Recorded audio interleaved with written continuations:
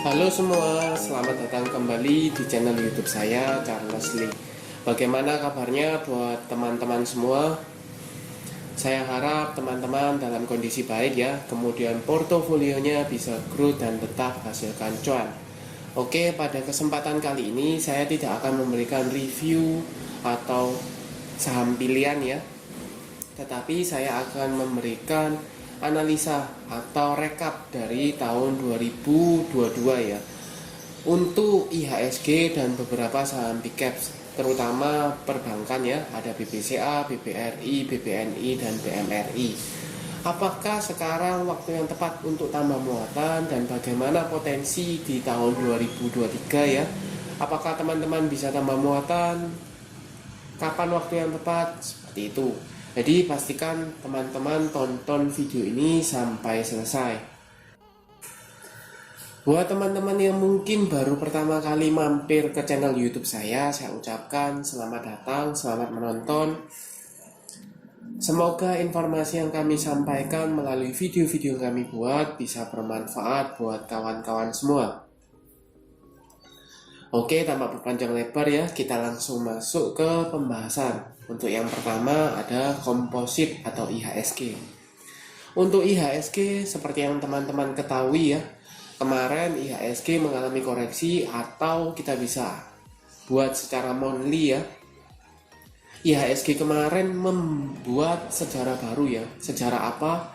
Seperti yang saya singgung sedikit di beberapa video saya sebelumnya, yaitu IHSG berpotensi membuat histori atau sejarah bahwa selama bulan Desember IHSG selalu hijau ya beberapa tahun ke belakang, dan tahun ini tahun 2022 IHSG merah. Nah, kalau saya coba cekkan di monthly-nya IHSG ya, bulan Desember 2022 ini IHSG minus 3,26%. Cukup besar dibanding kalau IHSG beberapa tahun ya yang selalu hijau. Let's say kita bisa cek di sini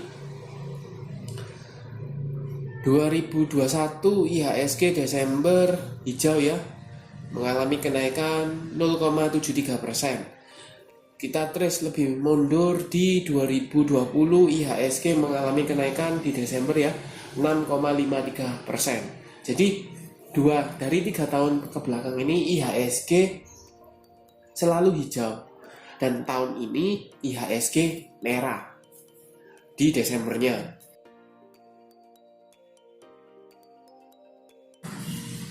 Ya, di Desembernya merah.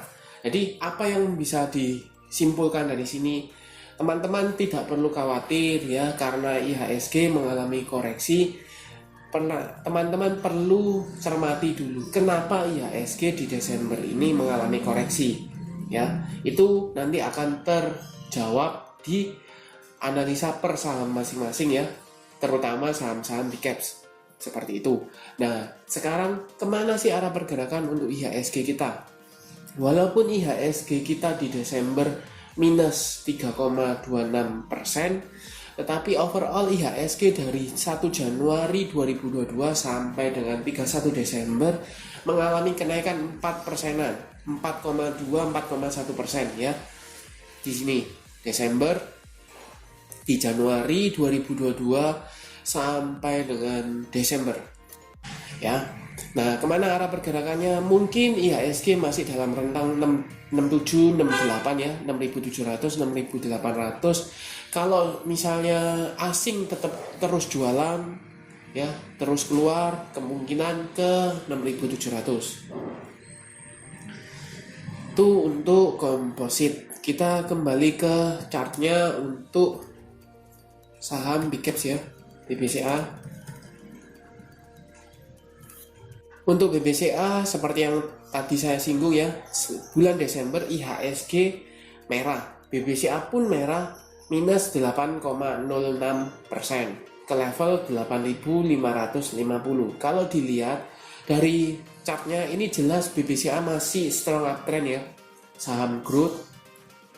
Jadi dari 2012 itu di sekitar 1.700-an, ini sudah stock split ya. Jadi harga-harga baru sampai dengan sekarang 8.550.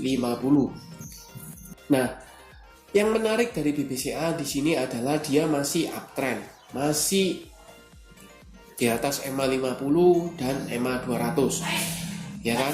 Kemudian kalau dilihat garis MACD ini jelas masih mengarah ke atas, ya sudah masih mengarah ke atas. Kemudian saya coba cekkan broker summary-nya dari BBCA. Ini overall ya, selama 1 tahun kalau dilihat secara all, ini masih ada akumulasi ya oleh CS, Kaset, RX, BK, LG ya. Teman-teman bisa cek di sini harganya. Harga rata-rata dari 5 broker besarnya itu di 8 ribuan. Jadi posisi sekarang masih untung ya. Masih profit. Kemudian teman-teman bisa lihat di sini nilainya CS ada akumulasi itu hampir 2,2 T ya. Kaset 2 T, RX 1,7 T ya, seperti itu. Nah, kalau foreign flow-nya kita coba cek di sini. Foreign flow untuk BBCA masih ada sedikit distribusi ya oleh AK, ZP, DX, YU dan BB. Ya, seperti itu. Nah, pergerakannya bagaimana kalau untuk BBCA selama tahun 2021 ya? 2022, sorry. 2022 kita lihat dari Desember. Nah, Januari kita coba cek di sini. Januari sampai dengan posisi sekarang. Ya, opening sampai dengan sekarang.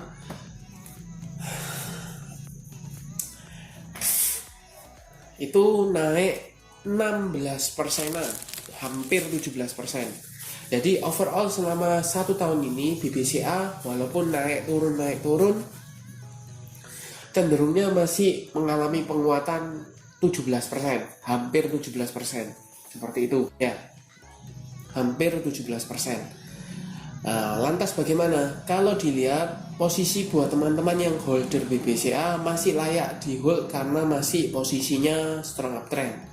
Kemudian buat teman-teman yang belum punya dan mau saham-saham BBCA, maka sebaiknya tunggu kembali di daerah support ya. Manfaatkan ketika dia koreksi itu untuk ambil atau tambah muatan. Itu untuk BBCA. Kita lanjut ke BBRI.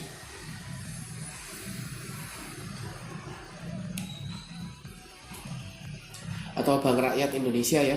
Untuk BBRI selama bulan Desember ini mengalami koreksi ya 0,8% ke level 4.940.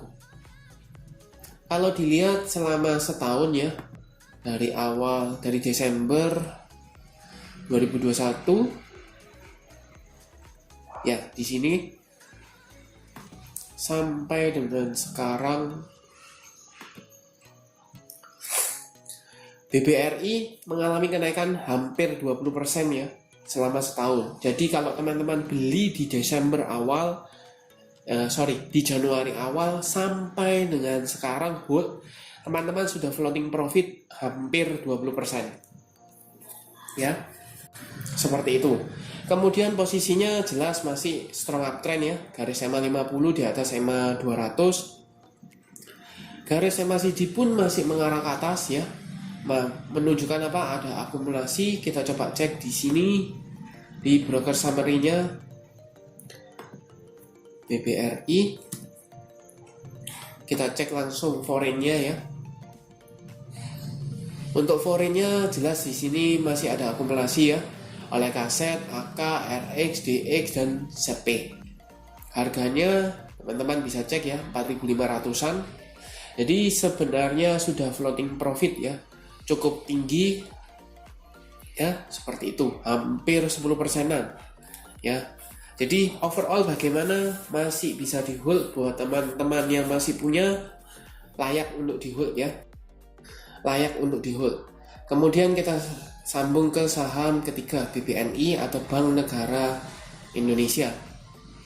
Overall bagaimana, kita coba cek di sini.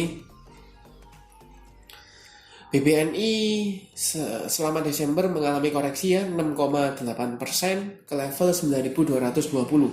Kalau dilihat selama setahun dari Januari sampai dengan sekarang, BBNI mengalami kenaikan 37,81% atau 38%-an ya. Cukup tinggi dibandingkan BBCA, BBRI ya. Jadi tetap mengalami kenaikan walaupun di Desembernya koreksi. Koreksinya cukup wajar. Seperti itu. Garis MACD jelas mengarah ke atas mengindikasikan masih ada akumulasi atau tekanan jualnya berkurang ya. Tekanan belinya masih cukup tinggi.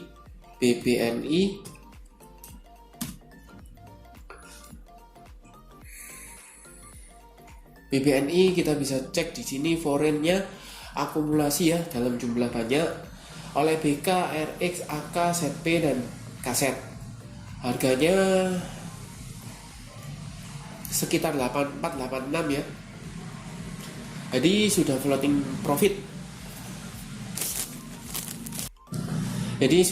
profit. Sudah cukup lebar untuk saham BBNI.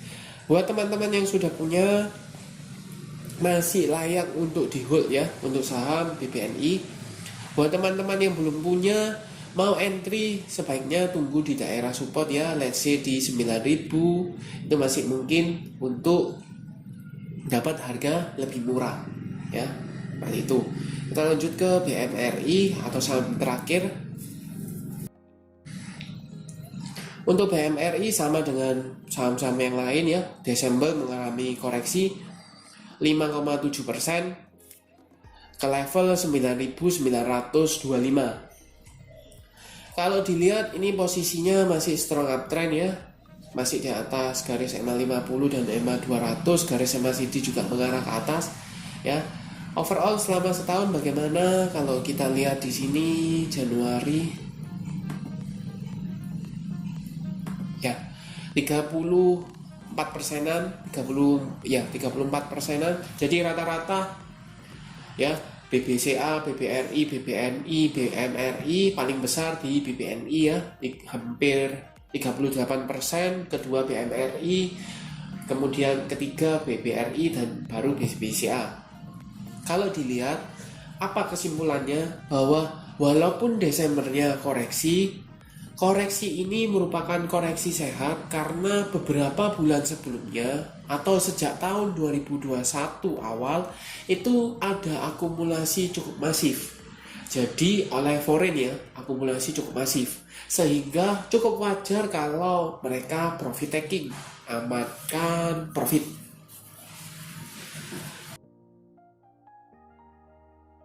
Ya, amankan profit itu cukup wajar buat yang sudah akumulasi dari awal. Seperti itu. Nah, overall bagaimana? Kan dilihat bahwa komposit atau IHSG hanya naik tipis 4%. Jadi kalau dilihat bagaimana?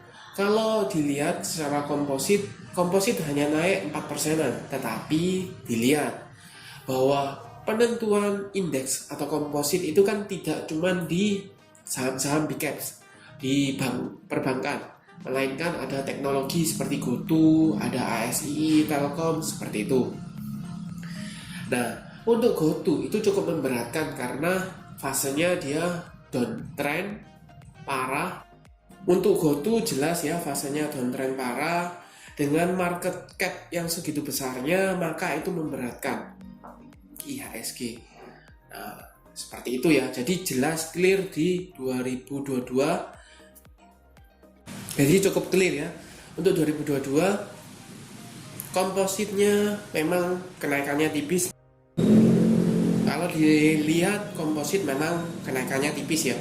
Tetapi saham-saham big caps-nya naik lumayan besar ya, hampir 20% atau 18%. Itu cukup menggembirakan dibandingkan kalau teman-teman hanya deposito seperti itu. Kesimpulan terakhir adalah saham-saham ini masih layak untuk diinvestasikan ya, untuk hold itu masih cukup layak, walaupun asing mulai profit taking cukup wajar menurut saya karena dia sudah akum dari jauh-jauh hari, jauh-jauh bulan ya, seperti itu. Oke, sekian untuk video kali ini. Terima kasih sudah menonton sampai akhir. Dan mohon maaf kalau suaranya tidak terlalu jelas karena saya juga lagi flu ya, agak flu. Jadi suaranya mungkin tidak terlalu jelas, tapi saya harap cukup memberikan inspirasi, memberikan insight buat teman-teman semua. Sampai jumpa di video saya selanjutnya.